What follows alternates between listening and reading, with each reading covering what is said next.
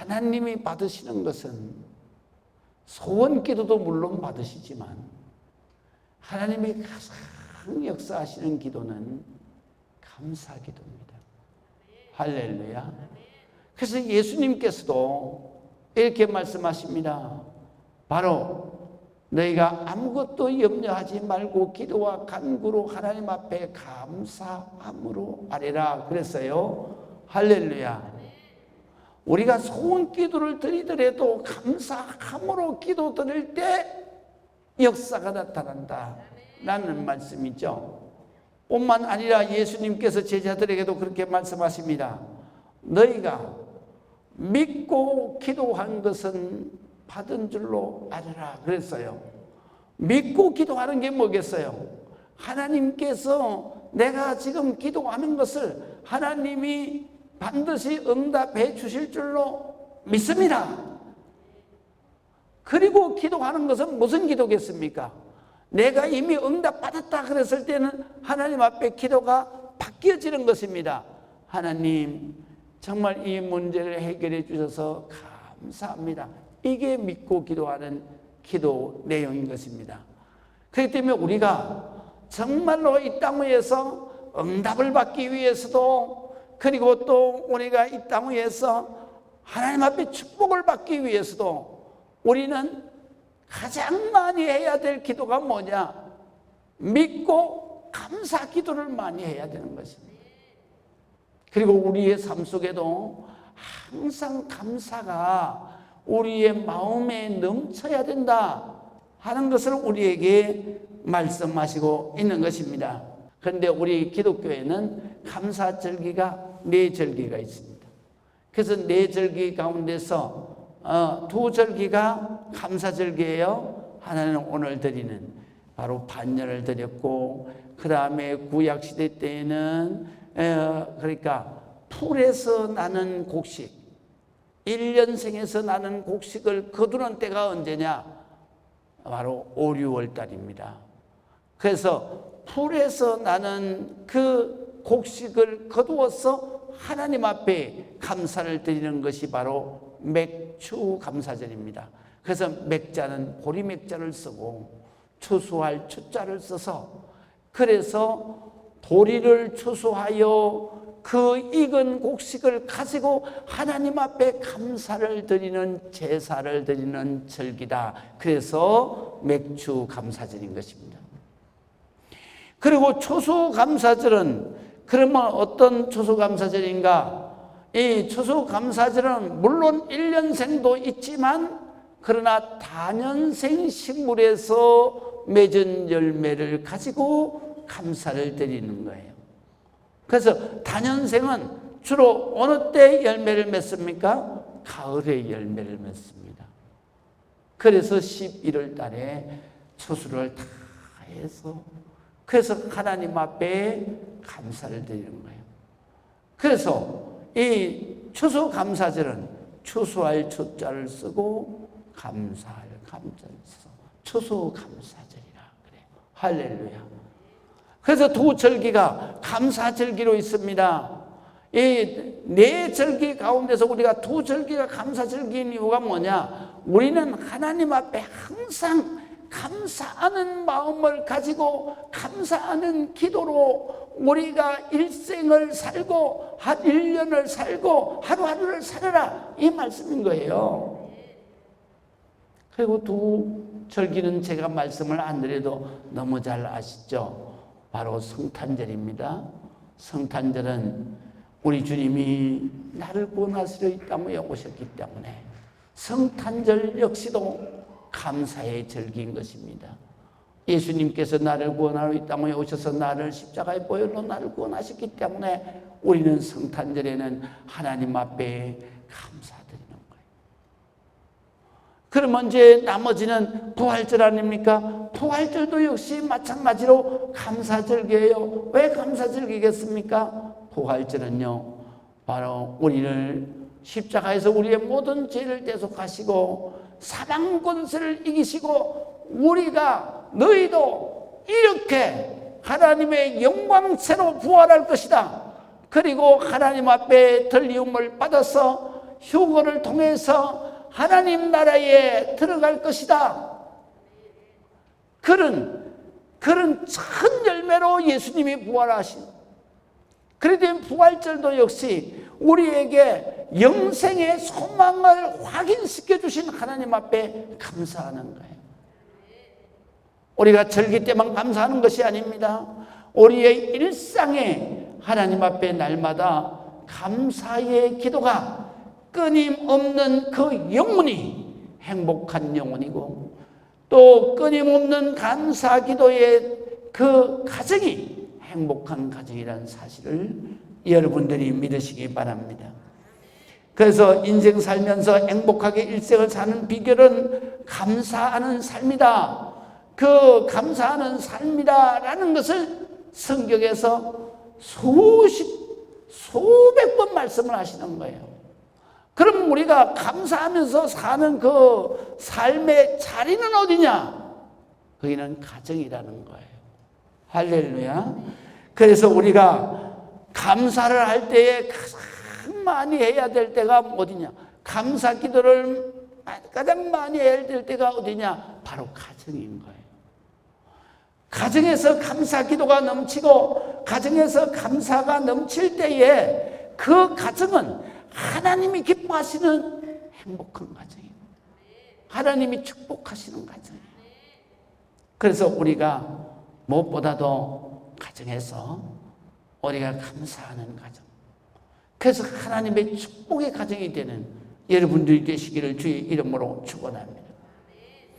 그래서 우리가 감사하는 자리가 가정이고, 그 다음에 그 감사를 통해서 하나님이 주시는 축복이 바로 가정에서 임해야 되기 때문에 우리가 가정을 잘 꾸려야 되는 거예요. 가정을 잘 꾸리는데 가장 중요한 사람들이 누구냐? 바로 부부예요. 부부가 감사하면서 건강한 부부가 될 때 건강한 가정이 되고, 건강한 가정에 하나님의 축복이 임하는 것입니다. 그래서 우리가 오늘 본문의 말씀을 보겠습니다. 오늘 본문에 보면 5절에서 9절을 보면 예수께서 그들에게 이르시되 너희 마음이 완악함으로 말미암아 이 명령을 기록하였거니와 창조 때로부터 사람을 남자와 여자로 지으셨으니 이러므로 사람이 그 부모를 떠나서 그 둘이 한 몸이 될지니라. 그러한즉 이제 둘이 아니요 한 몸이니 그러므로 하나님이 짝을 지어주신 것을 사람이 나누지 못할지니라 하시더라. 할렐루야. 주님이 이 말씀을 하시는 것은 오늘 성경에 보니까 1절에서부터 이렇게 말씀하십니다. 예수님께서 유대 지경과 그리고 요단강 건너편에 가시게 됩니다. 그 요단 건너편이라고 하는 것은 바로 모압 땅을 말하는 것입니다. 거기에 갔을 때에 이쪽에서 따르던 무리가 거기까지 건너가서 예수님 앞에 다시 모이기 시작을 하는 것입니다. 그렇게 다시 모여서 그들이 그 예수님 앞에 모여서 예수님이 말씀해 주시고 설교해 주시는 것을 원하는 거예요. 그래서 예수님께서 그들을 다 모아놓고, 그리고 요단강 저편에서 하시던 대로, 그래서 성경에 보면 전례대로, 그리고 다시 그들을 가르치시기 시작을 하시는 것입니다. 그때 바리새인들이 와서 예수님한테 질문을 합니다.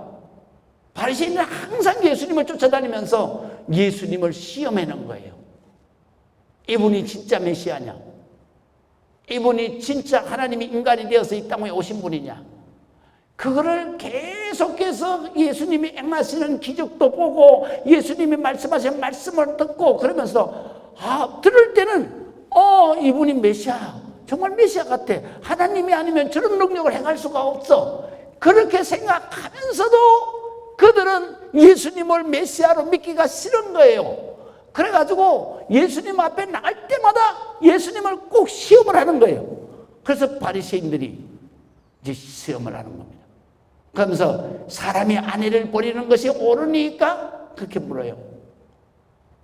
그때 예수님께서는 그 바리새인들이 벌써 함정을 파고 묻는 거예요. 왜냐하면 모세 오경에 보게 되면 이혼을 할 때에는 너희가 이혼 정서를 써서 그래서 아내를 내다 버려라. 사실은 내다 버리라 그런 게 아니고요. 이혼해라 그랬어요. 그런데 이 바리새인은 예수님 앞에 이렇게 물은 거예요. 아내를 버리는 것이 옳으니까 그렇게 묻는 거예요. 그때 예수님께서 거기에 이렇게 대답을 하시는 거예요. 모세가 어떻게 너에게 명하였느냐? 그렇게 되묻는 거예요. 그랬더니 이들이 뭐라고 말하느냐 하면은 모세는 이혼 정서를 써서 아내를 내어 버리라고 허락을 했습니다. 이렇게 대답을 하는 거예요. 그게 오늘 본문에 있잖아요. 그때 예수님께서 이렇게 말씀하시요 5절에 예수께서 그들에게 이르시되 너희 마음이 완악함으로 말미암아 이 명령을 하나님이 기록했다. 이렇게 말씀하시죠. 여기에서 보면은요, 두 가지 뜻이 있습니다.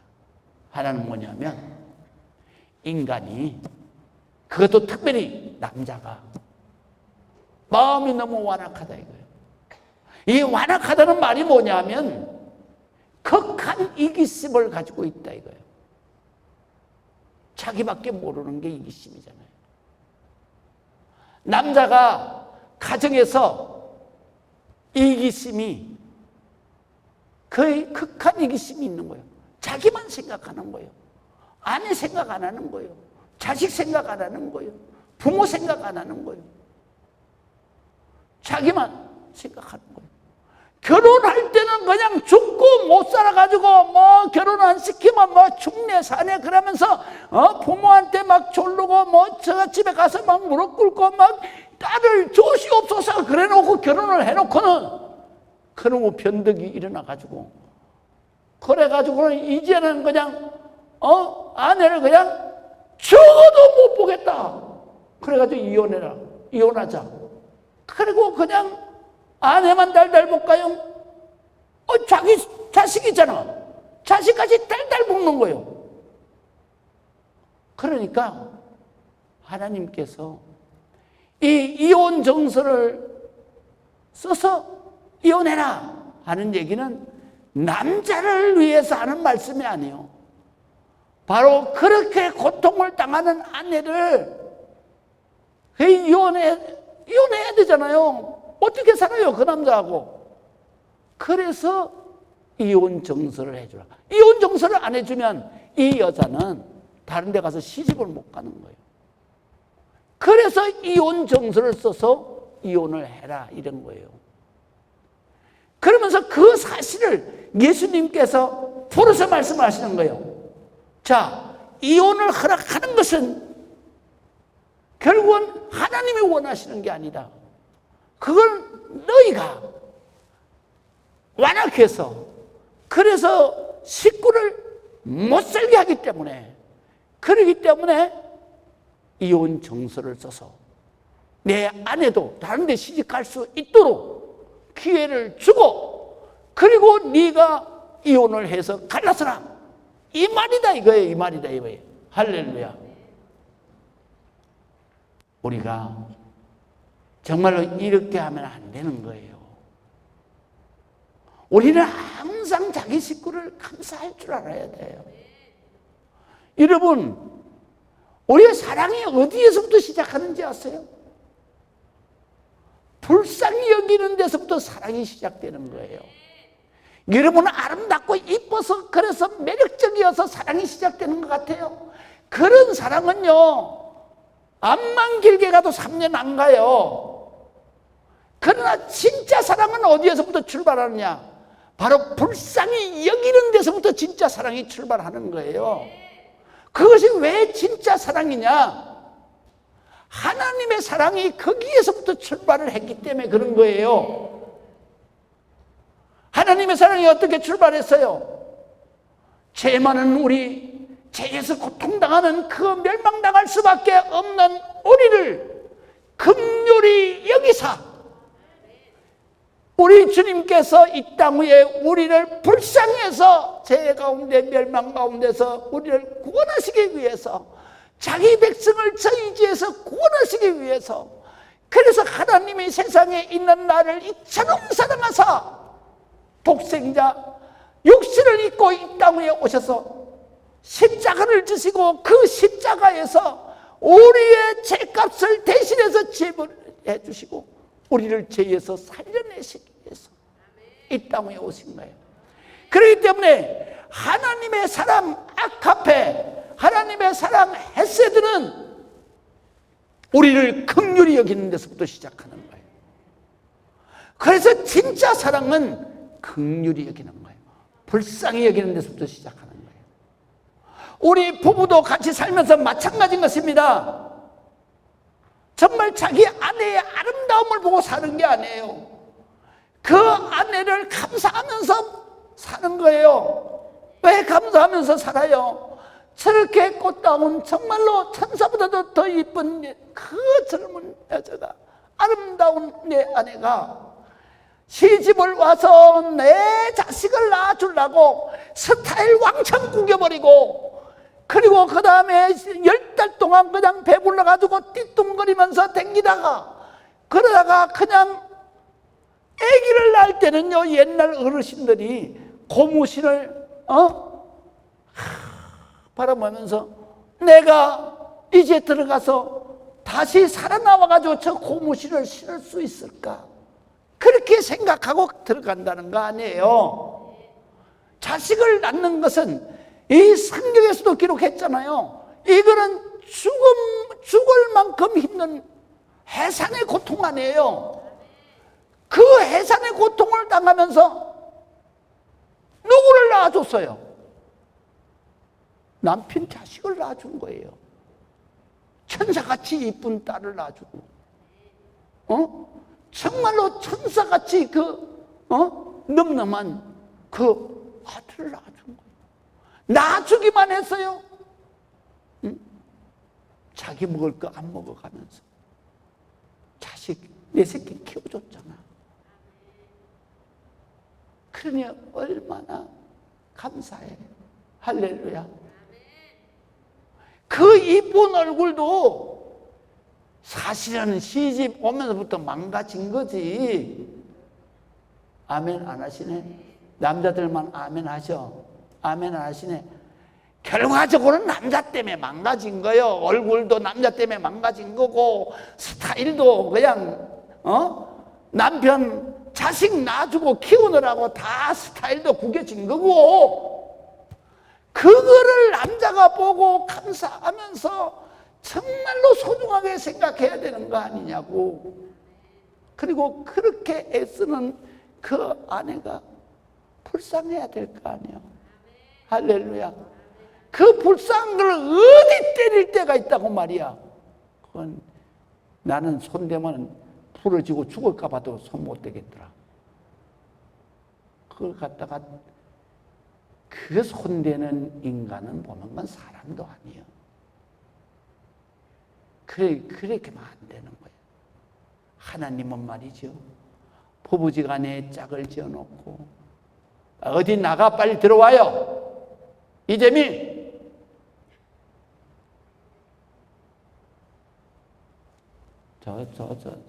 큰일이야. 주여. 자, 양보하다가 이겁니다. 여러분, 우리가 정말로 아내를 소중하게 생각해야 돼. 아름다움으로 감사하지 말고 정말 나를 위해서 희생한 그 영혼을 소중하게 생각하고 불쌍하게 생각하고 그리고 사랑해야 되는 거예요. 진짜 사랑은 긍휼에서부터 시작하는 것이다. 진짜 사랑은 연민에서부터 시작하는 것이다. 이것이 바로 영원한 사랑이에요. 영원한 사랑이에요. 이 사랑이 있을 때 그 가정이 건강한 가정이고 그 가정에 하나님의 축복의 문이 열립니다. 아내도 마찬가지입니다. 아내도 자기 남편을 불쌍히 여길 줄 알아야 돼요.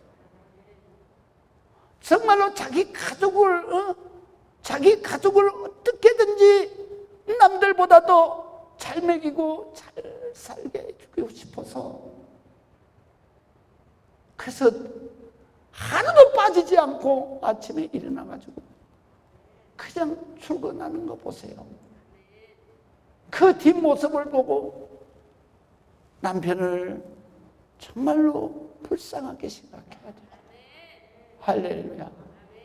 제가 서울에 있을 때, 목회할 때 새벽기도 끝나고 나면 우리 집사님들 데리고 그 종점에 가서 거기에서 아침 전도를 했어요.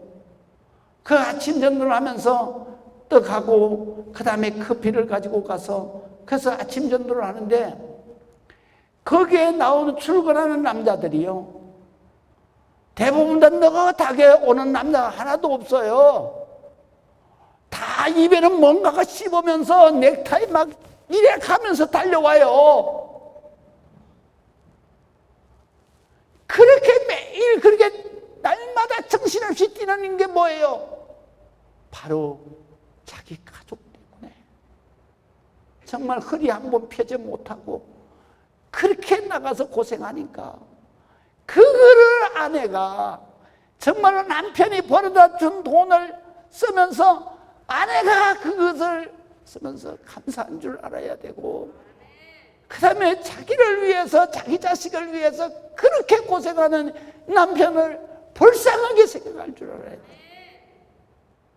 그래서 감사할 때, 그래서 사랑할 때, 그때의 그 가정에 하나님의 축복이 쏟아지는, 그 가정에 정말 우리가 재물처럼 그렇게 잘 살지는 못해도 그 가정에 진짜 행복이 오는 거예요.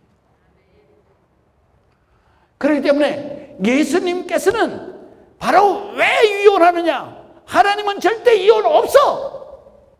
그런데 왜 이혼하느냐? 너희가 너만 아는 이기심이야. 그래서 정이 그렇게 해서 여자가 정말 고통 속에서 못 살 것 같다. 그러면 여자를 위해서 이혼 정서를 써주고, 여자도 다른 데 가서 시집 가도록 해야 될 거 아니냐. 그래서 이혼을 허락한 거다. 예수님이 이거를 풀어서 말씀하시고. 그러면 하나님의 생각은 뭐냐? 하나님의 생각은 절대 이혼하면 안 된다 이거예요. 그러시면서 말씀하시잖아요. 이렇게 말씀하시죠. 자, 창조 때부터 사람을 남자와 여자로 지으셨으니 이러므로 사람이 그 부모를 떠나서 그 둘이 한 몸이 될지니라. 이러한 적 둘이 아니요 한 몸이니 믿으시면 아멘. 그러므로 하나님이 짝지어 주신 것을 절대로 우리가 나누면 안 되는 것이다. 나누지 못할지니라. 우리가 결혼 예배 드릴 때 마지막 이 구절 목사님이 항상 말씀하시잖아요. 말씀해요, 안 해요? 하시죠? 하나님이 짝지어 주신 것을 절대로 사람이 나누지 못할지니라. 땅땅땅. 그러잖아요. 하나님은 결혼을 하고 가정을 이루었으면 절대로 나누면 안 된다 이거예요. 여러분, 이런 가정에 하나님의 축복이 임하는 거예요. 이런 가정에 자식의 축복이 임하는 거예요. 여러분, 결손가정 떼어보세요. 가장 피해를 보는 사람이 누구예요? 자식이에요. 그렇기 때문에 우리가 항상 하나님 앞에 정말로 우리의 가정, 우리의 삶을 항상 감사하는 삶을 살아야 돼요. 아내에 감사하고, 남편에게 감사하고, 자식에게 감사하고. 믿으시면 아멘. 우리가 교회에 오면은 성도에게 감사하고, 목사님께 감사하고, 또 우리가 직장에 가면 상사에게 감사하고, 동료에게 감사하고. 할렐루야. 이렇게 감사할 때에 바로 하나님의 축복이 우리에게 임하는 줄로 믿으시기를 주의 이름으로 축원합니다. 이런 가정이 있습니다. 사도행전 10장에 보면 하나님께서 정말 이런 가정이 되어야 된다. 그러면서 거기에 우리에게 모델로 세워준 가정이 바로 고넬료의 가정입니다. 고넬료의 가정은 유대인도 아닙니다. 이스라엘 백성도 아닙니다. 그는 로마 사람입니다. 이방 사람입니다. 그 사람은 오래 예수님을 믿지 않았습니다. 그는 백부장으로서 로마 군인의 소장으로서 가이사라에 주둔한 때부터 하나님을 아는 거예요. 하나님을 믿게 되는 거예요. 그렇게 믿기 시작을 했는데 예수님께서 그렇게 말씀하셨잖아요. 먼저 믿는 자가 나중 되고 나중 믿는 자가 먼저 된다. 고넬료가 바로 그런 집이에요. 그 고넬료가 하나님 앞에 어떻게 했느냐, 그의 가정을 어떤 가정으로 이끌었느냐.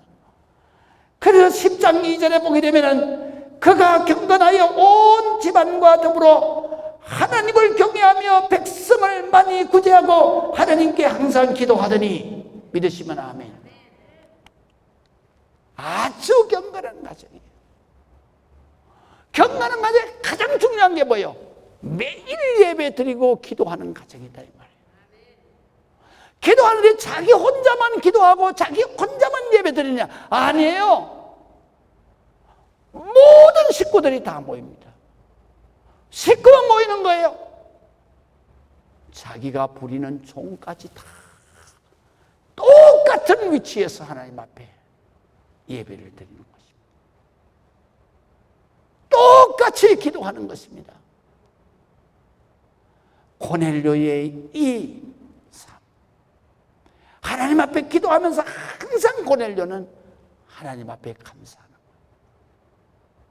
정말로 나 같은 이방인도 하나님이 선택해서 나를 부르셔서 하나님의 자녀 되게 하신 것이 너무너무 감사해요. 그래서 매일같이 자기 식구뿐만 아니라 자기가 그 부리는 종들 전부 모아가지고 그래 예배를 드리고, 그리고 예배를 드리고 그 예배만 드리는 게 아니에요.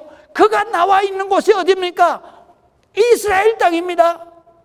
식민지에 나와서 자기가 통치하는 그런 군인으로 나와 있습니다. 자기가 봉급을 타서 많은 사람을 구제했습니다.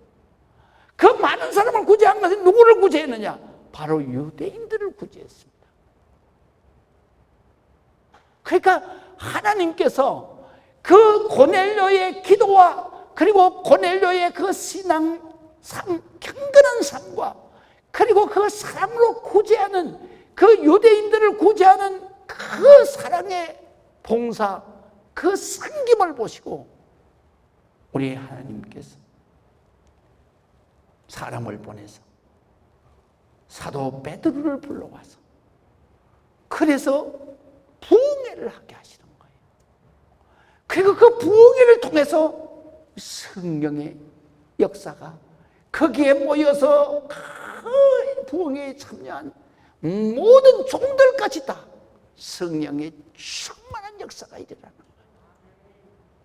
우리가 정말로 하나님께서 우리에게 원하시는 그 가정은 어떤 가정이냐?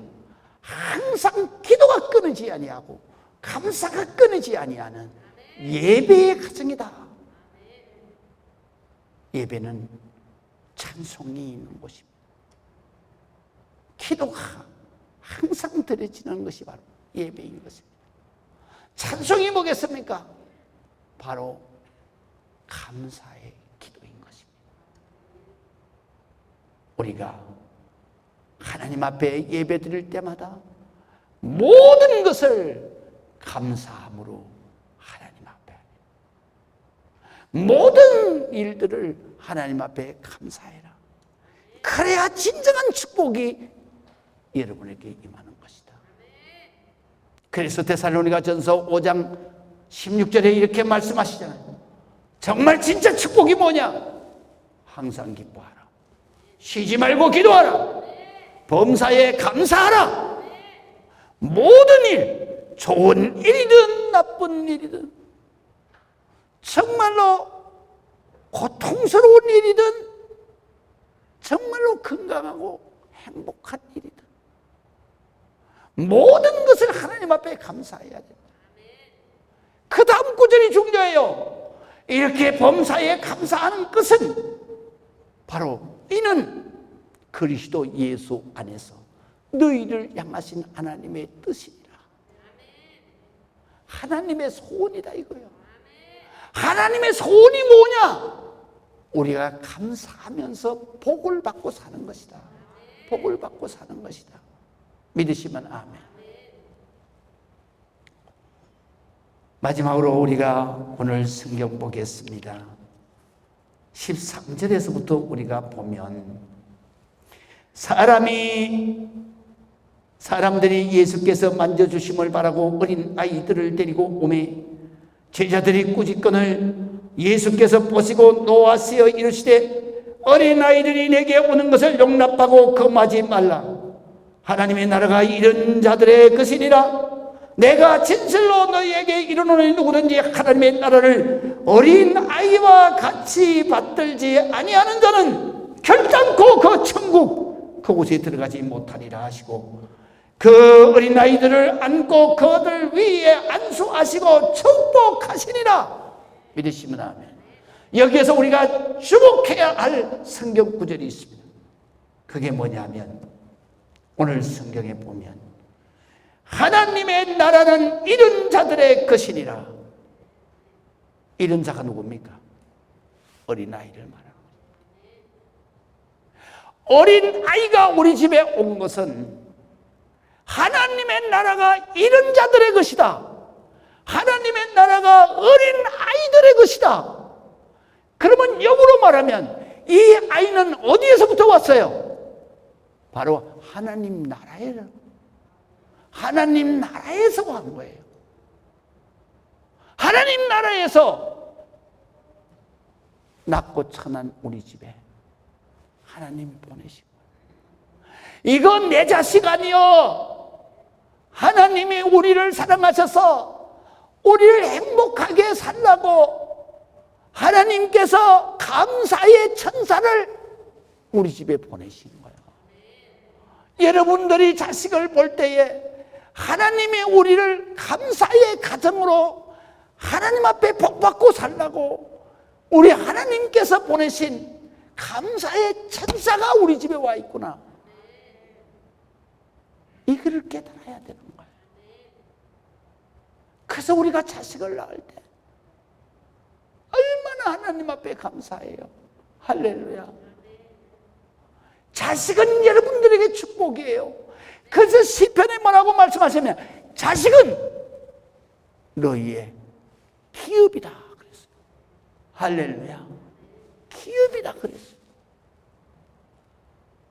우리 자식이 내 자식이기 전에 하나님이 나를 사랑하셔서 너는 정말로 날마다 감사하며 너희의 가정이 행복한 가정, 복의 가정이 되도록 하나님께서 감사의 천사를 내가 감사할 수 있도록 감사를 깨달을 수 있도록 감사의 천사를 우리 가정에 주신 거예요.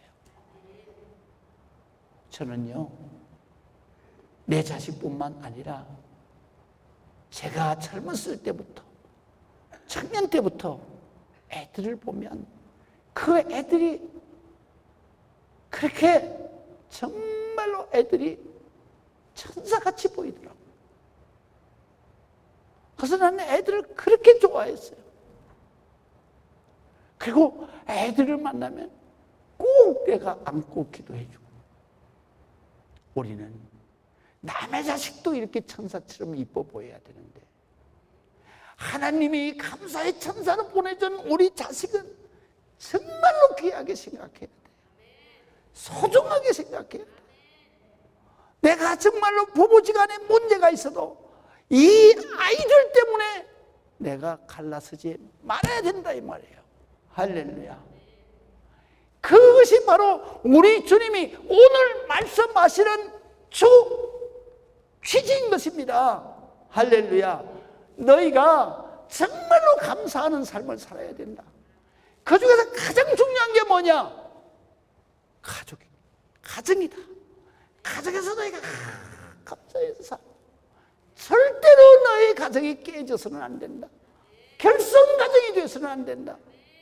그리고 너희가 정말로 감사해야 될 것은 너희의 가정에 감사 천사로 내려와 있는 자식들이 얼마나 소중하나 내 복의 뿌리라는 사실을 알아야 된다.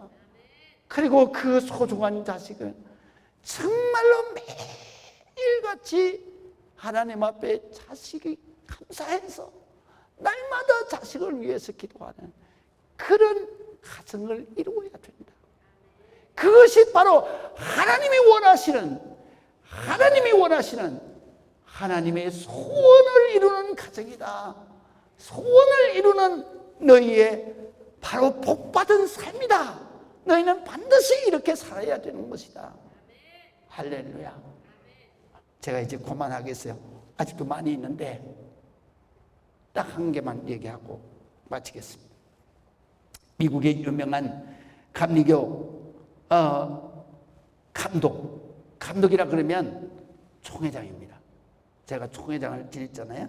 그 총회장을 하신 분인데 그분 성함이 프랭크 워라고 하는 그러한 목사님이신데요. 그 아버지가 정말로 신앙이 돈독하신 분이에요. 그래서 그 감독님이 간증을 하시는데 자기가 이렇게 목사가 된 거, 여기까지 온 것은 전적인 아버지의 은혜다. 왜 그러냐면 하루는 아버지가 출근하시면서 자기를 불러가지고 너 이런 일을 좀 꼭 해놔야 돼. 그리고 출근하셨다는 거예요. 그런데 자기 그 절친한 친구가 찾아와가지고 같이 나가서 그 친구하고 놀다 보니까